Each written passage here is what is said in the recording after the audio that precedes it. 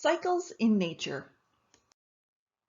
Many chemicals cycle within an ecosystem, and this section will explore some of the most important cycles: the water cycle, the carbon and oxygen cycle, the nitrogen cycle, and the phosphorus cycle. Chemical cycles typically involve three general steps. Number one, producers incorporate chemicals from the non-living environment into organic compounds. Two, consumers feed on the producers, incorporating some of the chemicals into their own bodies and releasing some back into the environment in waste products. And three, as organisms die, decomposers break them down, further supplying the soil, water, and air with chemicals in inorganic form. The producers gain a renewed supply of raw materials for building organic matter, and the cycles continue.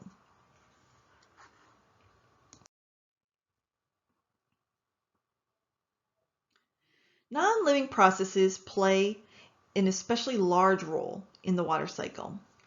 The sun's energy evaporates water from land and water surfaces, adding gaseous water vapor to the atmosphere. As it cools, water vapor condenses and eventually falls as precipitation, such as rain, snow, hail, or sleet. Plants absorb this fresh water from the soil, and consumers obtain water by eating and drinking. A large amount of water exits plants through transpiration and evaporation from plants' leaves. On a hot summer day, 200 liters of water could re-enter the atmosphere from just one average-sized maple tree. Water that is not retained by plants or bound to soil particles either runs off into rivers and streams or restores groundwater.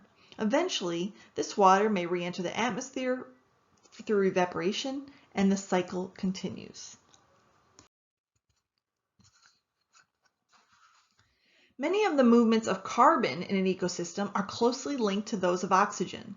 In the atmosphere, carbon is found in inorganic form as carbon dioxide gas, and significant amounts of carbon are also found in water. Producers use carbon and oxygen atoms of these inorganic compounds to form organic compounds during photosynthesis. During cellular respiration, both producers and consumers break down organic compounds such as sugars and release carbon dioxide gas as a waste product. Carbon dioxide also is released to the atmosphere as decomposers break down detritus. Non-living processes also play a role in carbon cycle. Burning of fossil fuels such as oil, coal, and natural gas releases carbon dioxide into the atmosphere. Burning wood, both from natural forest fires and human activities, also releases carbon dioxide gas. Nitrogen is another element important to living things. Although 78% of air is nitrogen, plants cannot use this form well. There are bacteria, though, that change the nitrogen from air to a form plants can use better. This form is found in the soil. Plants use this nitrogen to make proteins, and animals eat the plants and change the plant proteins into animal proteins. These proteins are used in building muscle and blood cells. Urine is an animal waste that lets animals get rid of nitrogen they do not need.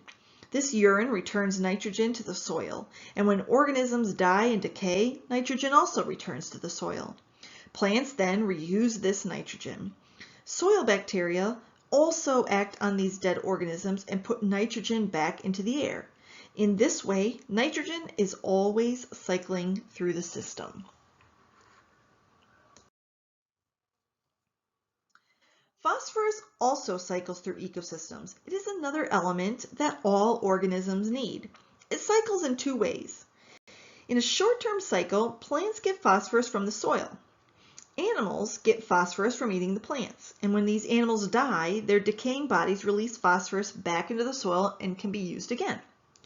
In a long-term cycle, materials containing phosphorus are washed into rivers and oceans, and as millions of years pass, the phosphorus becomes locked inside rocks. Millions of years later, as the environment changes, some of the rock is no longer covered by erosion. And as this rock wears away, the phosphorus is slowly released back into the environment.